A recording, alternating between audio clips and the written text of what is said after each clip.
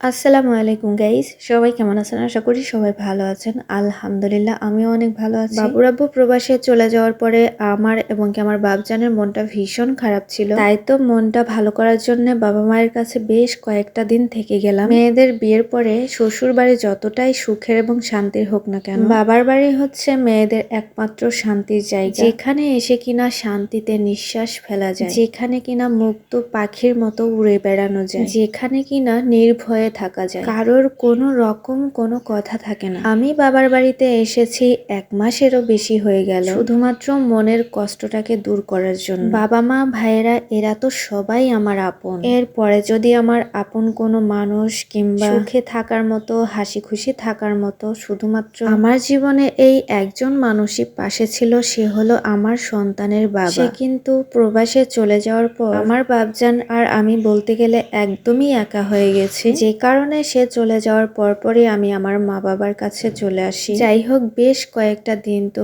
খুবই আনন্দে ছিলাম। এখন আবারও সেই একা থাকার সময় হয়ে গেছে। আমার বাপজানকে নতুন স্কুলে ভর্তি করাবো। এতদিন পরে বাবার বাড়ি আসলে বাবা মার সাথে থাকতে কোন মেয়ের ভালো না লাগে বলেন? শুধুমাত্র আমার বাপজানের কথা চিন্তা করে ইচ্ছে হলেও আর থাকা যাবে না। দেখতে দেখতে কোথা দিয়ে যে 1টি মাস পার হয়ে গেল নিজেই বুঝতে পারলাম না। ফিরে যাওয়ার কথা মনে করতেই মনটা যেন আবারও খারাপ হয়ে গেল। আমি সব সময় আমার বাবা মায়ের পাশে পাশে থাকতাম। আমি যেমনই হই না কেন আমার বাবা মায়ের একমাত্র আদরের মেয়ে ছিলাম। ভাগ্যক্রমে এতটা দূরে আমার বিয়ে হওয়াতে আমার বাবা মা সব সময় কান্নাকাটি করে। মেয়ের কাছে বলা হয় না এমন না বলা কথা তাদের মনের মধ্যে অনেক থেকে যায়। এই কারণেই কিন্তু আমার বাবা মায়ের কাছে আমি সব সময় বসে থাকি। বেশিরভাগই আমার বাবা মা সময় কাটাতো মাঠে, কোনো কারণ ছাড়াই তাদের পাশে আমি হাঁটাহাঁটি করতাম। সন্তানেরা বড় হয়ে গেলে দেখবেন যে বাবা মায়ের কাছে তেমন একটা ভিড়ে না, কিন্তু বাবা মায়ের মনে কি চায়, বাবা মা কি মনে করে জানেন?